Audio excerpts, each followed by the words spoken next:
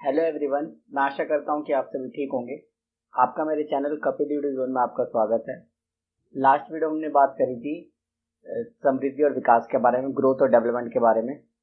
आज हम इस टॉपिक में बात करेंगे कि एनसीएफ के बारे में। और मैं आपको ये भी बता दूं कि जिन लोगों ने मेरे को टेलीग्राम पे फॉलो नहीं करा, ठीक है, तो वहाँ पे जाके फॉलो कर सकते हैं, क्योंकि मैंने वहाँ पे जितने भी मैंने आपकी क्लासेस ली है ना, तो मैंने आपके उसके सारे पीडीएफ नोट्स आपको मैंने वहाँ पे ऑलरेडी प्रोवाइड करवा दिए। इसके बाद मैं सीरीज लेकर आऊँगा आपकी सीडीपी के क्वेश्चन पेपर की, मतलब जो भी क्वेश्चन प्रीवियस ईयर के क्वेश्चन पेपर है 16, 17, 18 और जो सीबीटी पेपर हुए ना भी आपके कंप्यूटर बेस्ड, उसकी भी। ठीक है, तो खाली पहले हम सीडीपी को पूरा कवर करेंगे, बाल विकास को, उसके बाद करते हैं। आज हम इस वीडियो में बात करेंगे एनसीएफ के बारे में, एनसीएफ 2005 के बारे में। ओके। अगर किसी को भी कोई भी डाउट होता है तो मुझे टेलीग्राम पे मैसेज कर सकता है या फिर मुझे कमेंट बॉक्स में बता सकता है। ओके, चलो वीडियो शुरू करते हैं। आज इस टॉपिक में बात करेंगे एनसीएफ के बारे में। एनसीएफ को पूरा डिटेल में पढ़ेंगे और आप इस वीडियो को देखने के बाद एनसीएफ के जितने भी क्वेश्चन आते हैं वो आप इजीली सॉल्व कर पाओगे, क्योंकि मैंने जो नोट्स बनाए हैं बहुत बहुत आपके लिए मेहनत करी है। इसलिए आप इन सबको नोट डाउन भी करते रहिए। बाकी मैं पीडीएफ तो आपको प्रोवाइड करवा ही दूंगा। ठीक है, एनसीएफ क्या होता है, क्या कहता है वो एनसीएफ, और एनसीएफ के किस प्रकार क्वेश्चन आते हैं, मैंने आपको एग्जाम्पल पेपर के क्वेश्चन भी लिए हैं मैंने इसमें। चलो वीडियो को शुरू करते हैं, लंबी हो जाएगी।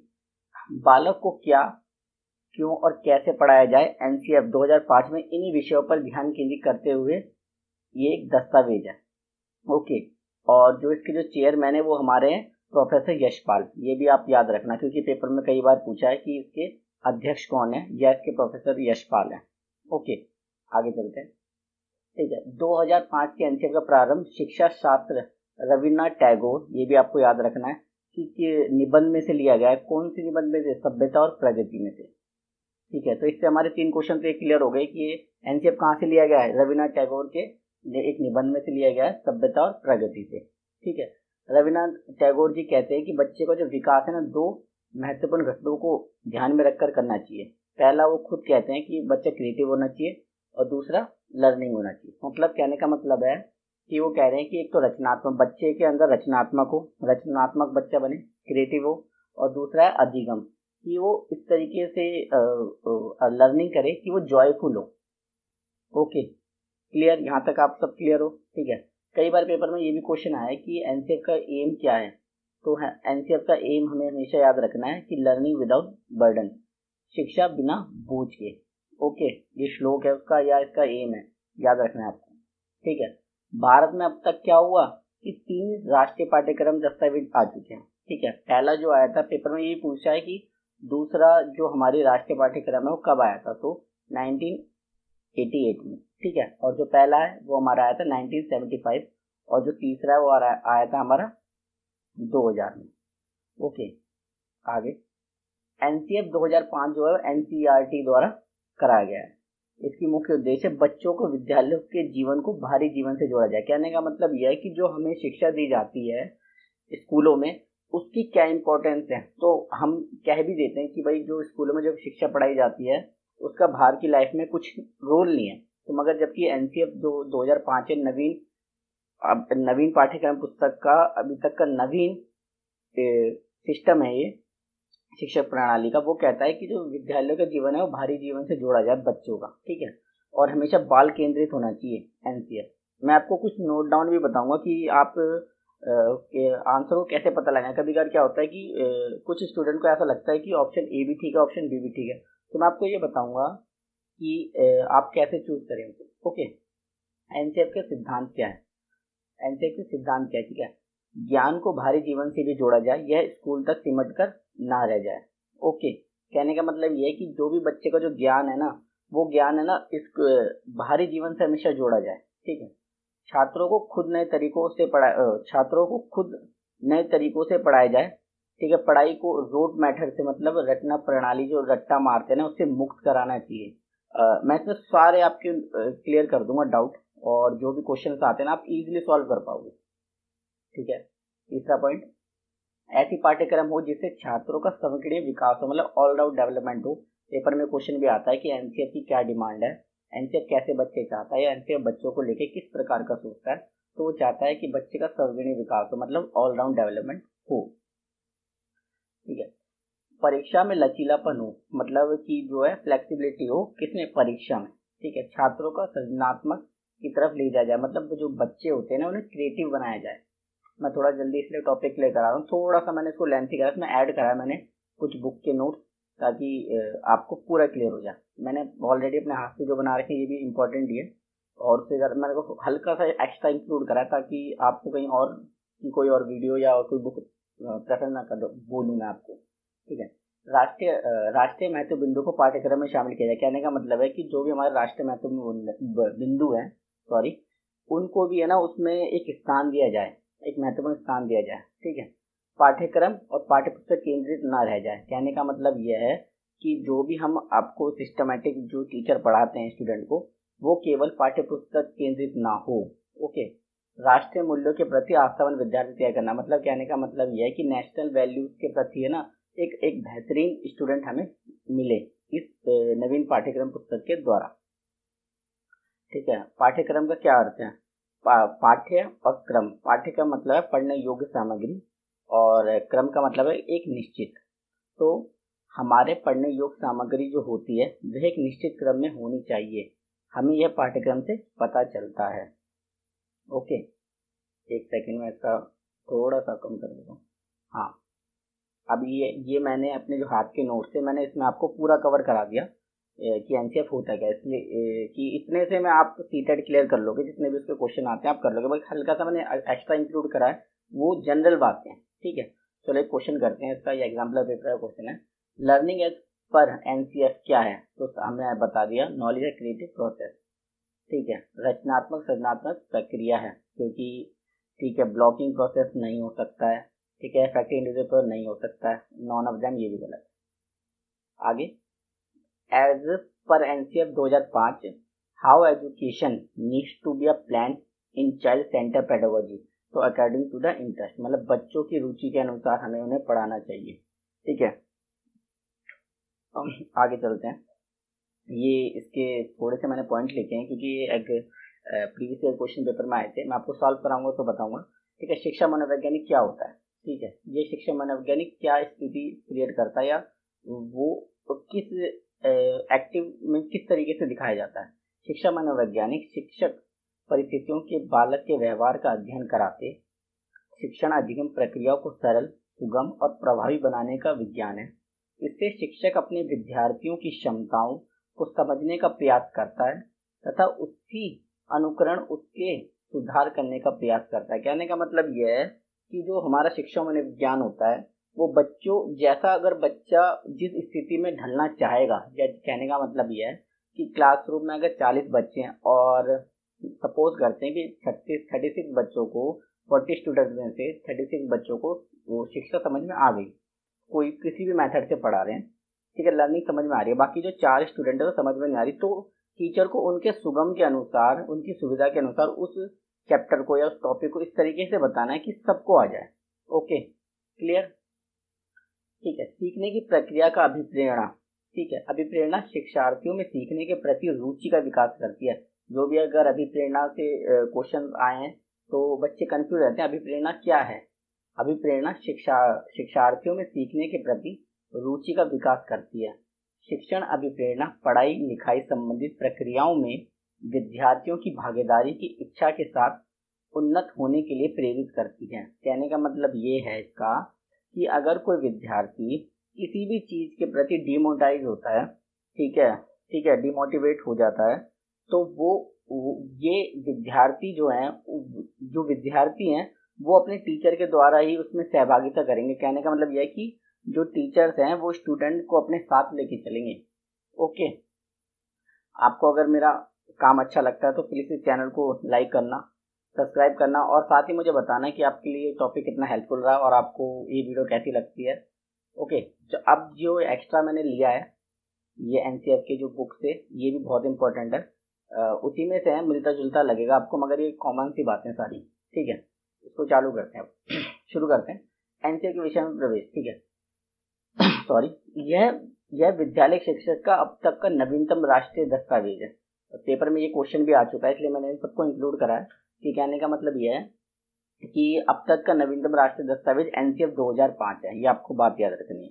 ठीक है, इसे अंतर्राष्ट्रीय स्तर पर शिक्षाविदों, वैज्ञानिकों, विषय विशेषज्ञों ने मिलकर तैयार किया है। ठीक है, मानव विकास संसाधन मंत्रालय की पहल पर प्रोफेसर यशपाल की अध्यक्षता में देश के 23 विधानों ने शिक्षा की नई राष्ट्रीय चुनौती के रूप में देखा है। ठीक है, तो 23 हमारा इम्पोर्टेंट है। ओके, और जबकि हमारे इसके अध्यक्ष कौन है? प्रोफेसर यशपाल। ठीक है, मैं सारे डाउट आपको क्लियर करते हुए चलूंगा। एनसीएफ के मार्गदर्शन सिद्धांत, ये भी सिद्धांत मैंने आपको बता दिया। बाकी जो मैंने आपको ऊपर बताया था वो ये, बस थोड़े से इसमें ऐड करें और थोड़े से कॉमन सी बातें। अगर कुछ बच्चे इस चैनल पे नए हैं और तो उनके लिए तो नई बात है, अगर कोई पहले से ऑलरेडी कई वीडियो देख चुके हैं या पढ़ चुके हैं तो उनके लिए रिवीजन कर सकते हैं आप अपना। ठीक है, सॉरी। ठीक है, ज्ञान को बाहरी जीवन से जोड़ा जाए, मैंने आपको टॉपिक क्लियर करवा दिया था। छात्रों को खुद नए तरीके से पढ़ाई, ये भी करवा दिया था। ऐसे पाठ्यक्रम जिसमें छात्रों को समय विकास हो, ये भी उसी ने इंक्लूड करवाया था मैंने आपको। ठीक है, पाठ्यक्रम के नाम, ये भी करवा दिया। परीक्षा में लचीलापन हो, ठीक है। कक्षा में गतिविधियों से जोड़ा जाए, ठीक है। कक्षा का गतिविधियों जो है, कहने का मतलब यह है कि जो भी मैंने नहीं पढ़ा है तो वो आपको मैं एक्सप्लेन कर दूंगा। ठीक है, कहने मतलब ये, जो हमारा जो क्लासरूम है ना, उसमें इस तरीके की एक्टिविटी होनी चाहिए जिसमें हमारा जो स्टूडेंट है, छात्र है, वो उसमें भागीदारी करे और उससे जुड़े। ठीक है, छात्रों को सृजनात्मक की तरफ ले जाया जाए, क्रिएटिविटी बनाया जाए। ठीक है, राष्ट्रीय मूल्यों के प्रति आसमान विद्यार्थियों को तय करना। ओके, अब जो इसके प्रमुख सुझाव है ना, इसमें से भी कई बार बहुत क्वेश्चन आए हैं। मतलब आपको इतना बेसिक नॉलेज होनी चाहिए किसकी, एनसीएफ की, तो इसी में से क्वेश्चन आते हैं। जो ऊपर आपको बाकी जो आपको मैंने पढ़ाया उसमें तो आते ही हैं। बाकी ये एक तरीके का ये पूरा का पूरा पॉइंट है, इसको अगर आप रीड कर लेते हो तो इसी में से क्वेश्चन आते रहते हैं बार बार। ठीक है, शिक्षण सूत्रों जैसे ज्ञान से अज्ञान की ओर ले जाया जाए, मूर्ख से अमूर्त की ओर, ठीक है, सरल से कठोर की ओर आदि का अधिक हम प्रयोग किया जाना चाहिए। ओके, कहने का मतलब यह है कि बच्चों को पहले ना ज्ञान से अज्ञान की ओर लेना चाहिए। ठीक है, नो टू अननोन, क्योंकि जब पहले बच्चा खुद जानेगा किसी चीज को, जब भी मतलब कहने का मतलब यह है कि सबसे पहले सिंपल चीजें पढ़ाई जाए बच्चों को, फिर डिफिकल्ट की ओर। ठीक है, मूर्त से अमूर्त की ओर, मतलब पहले मूर्त क्या होता है, कॉन्क्रीट टू एब्स्ट्रैक्ट। मतलब मूर्त चीजें वे सारी चीजें होती हैं जिनको हम टच कर सकते हैं। ठीक है, देख सकते हैं, टच कर सकते हैं। अमूर्त चिंतन होता है हमारा, जो चीजें हम एज्यूम करते हैं, जो वहाँ सामने मौजूद नहीं है और उसके बारे में हम चिंतन कर रहे हैं, लॉजिकली बात करते हैं। ठीक है, सूचना को ज्ञान से बनने से बचाया जाए। कहने का मतलब यह है कि जो इंफॉर्मेशन जो होती है ना, वो नॉलेज नहीं होती, ये बात आप याद रखना। ठीक है, विशाल पाठ्यक्रम व मोटी पुस्तकें शिक्षण प्रणाली की सफलता का प्रतीक है। सॉरी, असफलता का प्रतीक है। मैंने सफलता पढ़ दिया, असफलता का प्रतीक है। ठीक है, कहने का मतलब यह है कि जो भी हमारी मोटी मोटी किताबें होती है ना, जरूरी नहीं है कि मोटी किताबों का मतलब यह है कि पाठ्यक्रम बहुत अच्छा है। कहने का मतलब ये नहीं बोला कि खराब है, असफलता का प्रतीक बताया। मूल्यों को उपदेश देकर नहीं, अपितु वातावरण देकर स्थापित करना चाहिए। और कहने का मतलब यह है इसमें कि अगर हम किसी स्टूडेंट को पढ़ा रहे हैं, कोई भी टॉपिक पढ़ा रहे हैं, तो वो इन्वायरमेंट क्रिएट होना चाहिए। अगर सपोज मानते हैं हम किसी बच्चे को सपोज मानते हैं हम टॉपिक पढ़ा रहे हैं कि जंगलों में किस प्रकार से जीव जंतु रहते हैं, तो हम पहले जीव जंतुओं पे ना जाएंगे, हम पहले बात करेंगे जंगल होता कैसे हैं, उस इन्वायरमेंट के बारे में बात करेंगे इस क्लासरूम में, कि जंगल में ये चीज़ें होती हैं, जंगल में पेड़ होते हैं, नदियाँ होती है, वहाँ का जीवन ऐसा होता है, वहाँ का वातावरण बदलता रहता है। ठीक है, फिर हम जाएंगे उसके लाइफ सर्कल पे जंगल की, ताकि बच्चे इन वातावरण को पूरी तरह फील कर सकें, अच्छे तरीके से गतिविधि में प्रवेश कर सकें। अच्छे विद्यार्थियों की धारणा में बदलाव अवश्य है, अर्थात अच्छे विद्यार्थी वह है जो तर्कपूर्ण बहस करे के साथ साथ मौलिक विचार शिक्षण के समक्ष रखें। कहने का मतलब यह है कि अच्छा विद्यार्थी वो ही है जो लॉजिकली डिबेट करेगा, पहली बात, और दूसरा जो हमारे मौलिक अधिकार शिक्षक के समक्ष सामने रखेगा। कहने का मतलब यह है कि कुछ विद्यार्थी ऐसे भी होते हैं जो बहस करते हैं, तर्कपूर्ण बहस नहीं होती, बहस होती है, और अपने विचार भी वो गलत रखते हैं। ओके, तो एनसीएफ बोलता है कि कहने का मतलब यह है कि एनसीएफ है ना, जो हमारे छात्र हैं उनको पूर्ण रूप से स्वतंत्रता देता है कि वो तर्कपूर्ण बहस कर सकते हैं किसी भी टॉपिक पर, और अपने मौलिक विचार रख सकते हैं टीचरों के सामने। ठीक है, अभिभावकों को सख्त आदेश दिया जाता है कि बच्चों की छोटी उम्र निपुण बनाने की आकांक्षा रखना गलत है। ठीक है, अभी हम देखते हैं कि यूट्यूब पर या कहीं भी देखते हैं हम कि छोटी छोटी उम्र में बच्चों को बहुत कुछ पढ़ाया जाता है और उनको टैलेंट दिखाया जाता है, जबकि एनसीएफ इसे नकारता है। ठीक है, ये गलत है। बच्चों को स्कूल से बाहरी जीवन में तनावपूर्ण वातावरण प्रदान किया जाए, सही बात है। कक्षा में शांति का नियम बार बार ठीक नहीं, अर्थात जीवांत कक्षा वातावरण को प्रोत्साहित किया जाए। कहने का मतलब यह है कि कक्षा में ना बार बार शांति अच्छी नहीं होती। इससे क्या होता है, बच्चा इन्वॉल्व नहीं होता। एक्टिव क्लासरूम होना चाहिए, जीवांत कक्षागत वातावरण तैयार होना चाहिए ताकि बच्चा उसमें ज़्यादा इंक्लूड हो सके। सह शैक्षणिक गतिविधियां करिकुलम एक्टिविटीज में बच्चों के अभिभावकों को भी जोड़ा जाए। ठीक है, समुदाय को मानवीय संसाधन के रूप में प्रयोग करने का अवसर दें, सही बात है। ये भी खेल आनंद व सामूहिक की भावना के लिए है, रिकॉर्ड बनाने व तोड़ने के लिए नहीं। एनसीएफ कहता है कि जो भी हमारे जो खेल होते हैं ना वो आनंद है, आनंद लेने के लिए है, ताकि हम फील कर सकें, एंजॉय कर सकें।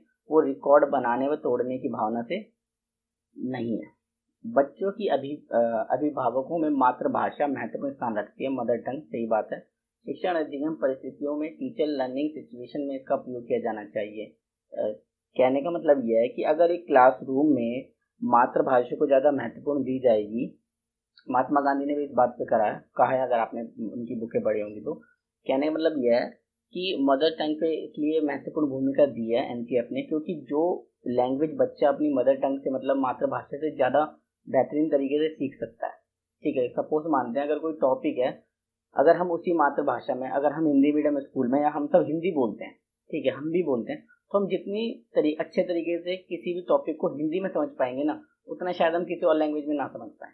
ओके, आप लोग समझ गए होंगे।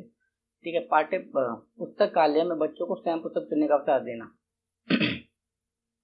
हाँ, तो कहना मतलब है लाइब्रेरी जो होती है उसमें बच्चा ना खुद अपनी बुकें चुने, तो इससे बच्चा क्या करेगा, कॉन्फिडेंस फील करेगा, अपनी स्वतंत्रता करेगा। मैं आपको एक थोड़ा सा हिंट देता हूँ, ट्रिक देता हूँ कि कोई भी सीडीपी में कोई सा भी टॉपिक है जिसमें अवसर देने की बात हो रही है, मैं इस पर भी एक वीडियो बनाऊंगा कि आप कैसे पता लगाएं कि ये राइट आंसर है और ये रॉन्ग आंसर है। मैं आपको एक पूरी वीडियो बनाऊंगा इस पर। ठीक है, कि अगर ये लिखा हुआ आ रहा है ऑप्शन में तो ये सही होंगे, और ये लिखा हुआ आ रहा है तो गलत है। फिलहाल मैं इसमें बताता हूँ कि अगर किसी भी बच्चे को उसकी खुद की स्वतंत्रता दी जाती है एनसीएफ में, अवसर देना, मौके देना, प्रोत्साहित करना, ठीक है, एक्टिव रहना, ये सारी चीज़ें हमारी पॉजिटिव आंसर की निशानी होती है। ठीक है, राइट आंसर की।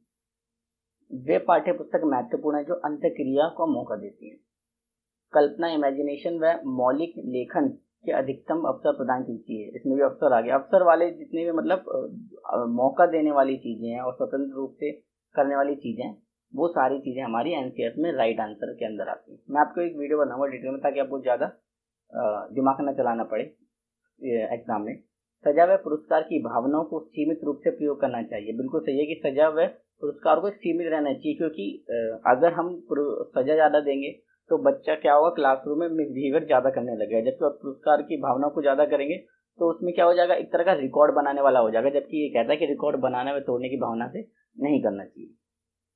बच्चों के अनुभव व स्तर को ध्यान में रखते हुए बाल केंद्रीय शिक्षा प्रदान करनी चाहिए।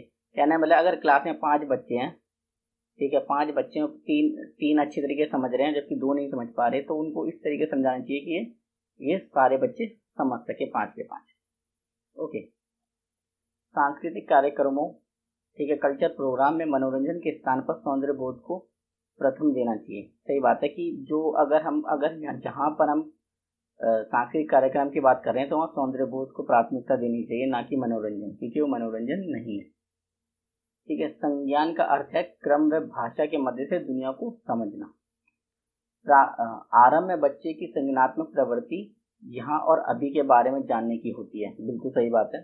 किशोर अवस्था में बालक आत्मसात, मैंने एसिमिलेट का मतलब बता दिया था आपको, दिए गए विचारों व मानदंडों पर प्रश्न उठाता है। ये आपका मैंने आपको किसमें कराया था, आत्मसात, जिन प्याजे के स्कीमा में। बच्चे काम की अवधारणा को 2 वर्ष की आयु में समझने लगते हैं। ये भी एक इम्पॉर्टेंट है, ये कोई सीटेट में आ चुका है। बच्चा किस आयु में काम की अवधारणा को समझने लगता है, कि उसे काम निकलवा रहे हैं 2 वर्ष की आयु में। समावेश का अर्थ केवल विकलांग लोगों तक सीमित नहीं, बल्कि इसका अर्थ है कि किसी भी बच्चे का बहिष्कार ना हो। ठीक है, मैंने आपको इंक्लूसिव एजुकेशन करवाया था ठीक है, तो उसमें कहने का मतलब ये है कि समावेशी शिक्षा वो होती है जिसमें ना ये नहीं है कि विकलांग लोग उस सीमित तक सीमित रखना है। इसका मतलब ये है कि कोई भी बच्चा पढ़ाई से बहिष्कार ना हो।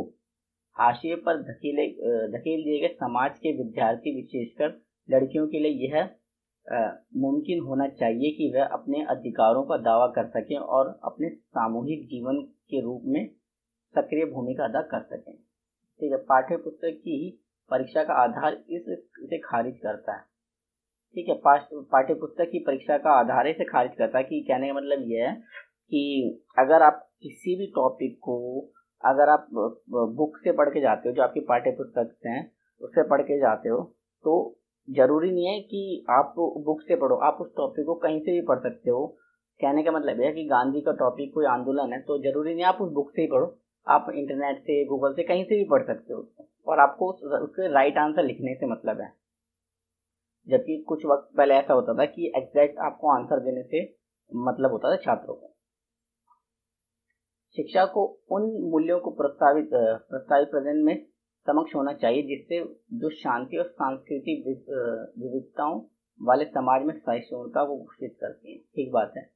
ये मोटी और भारी किताबें लिखने वाले लोग इस बात से प्रेरित हैं कि दूसरे देशों में कदम मिलाकर चलने के लिए यह छोटे बच्चों के गले में फूटे देने चाहिए। सही बात है। कहने का मतलब यह है कि जो मोटी मोटी किताबें होती हैं जो दूसरे देशों में पढ़ाई जाती हैं, वो जो हमारे छोटे छोटे बच्चे होते हैं उनके एक तरह की एक बाधा है उनकी लाइफ में। ओके, ये कॉमन सी बातें सारी मैंने इसलिए इंक्लूड करी जिसमें से कई बार क्वेश्चन पूछ लेता है। जो बच्चे सीटेट पहली बार कर रहे हैं ना और एनसीआर पहली बार पढ़ रहे हैं सीटेट का, उनके लिए ये वीडियो बेस्ट वीडियो है। ठीक है, वो सारे टॉपिक मैं इसमें क्लियर करवा रहा हूँ। ठीक है, जब बच्चे की दी गई गतिविधियां या अनुभवों से भ्रा अर्थात की मानसिक छवि बनाती है तो उसे प्रारंभिक निर्माण कहा जाता है। ठीक बात है। सीखने की प्रक्रिया में व्यक्ति, बालक तथा बालिका अपने ज्ञान का सृजन स्वयं करते हैं। कहने का मतलब यह है कि जब बच्चा किसी चीज को सीखता है ना तो वो खुद अपनी क्रिएटिविटी करता है। ठीक है, ये भी टॉपिक क्लियर है और बाकी मैं आपको डिटेल में इसकी पीडीएफ तो प्रोवाइड करवा दूंगा। मशीनी रूप से शुद्ध लिखने की मांग विचारों में बाधा उत्पन्न करती है। ये भी सही बात है। गणित में कुछ प्रूव करने की प्रक्रिया कभी अनुभवी नहीं होती और ना ही अवलोकन होती है। कहने का मतलब यह है कि जो गणित में जो प्रूव करते हैं ना वो कभी भी खारिज नहीं हो सकती, अनुभविक नहीं होती। ठीक है, यदि छात्र काम करने से उब रहे हैं तो इस बात का संकेत ही कार्य यंत्रीकरण ढंग से हो रहा है जिससे संज्ञानात्मक मूल्य खत्म हो जाता है। कहने का मतलब ये कह रहे हैं कि एनसीएफ कह रहा है कि अगर किसी काम को छात्र कर नहीं पा रहे तो वो यंत्रीकरण तरीके से हो रहा है जिसमें छात्र पूर्ण रूप से सहभागिता नहीं कर पा रहे और इसमें संज्ञानात्मक रूप खत्म हो रहा है, मूल्य खत्म हो रहा है।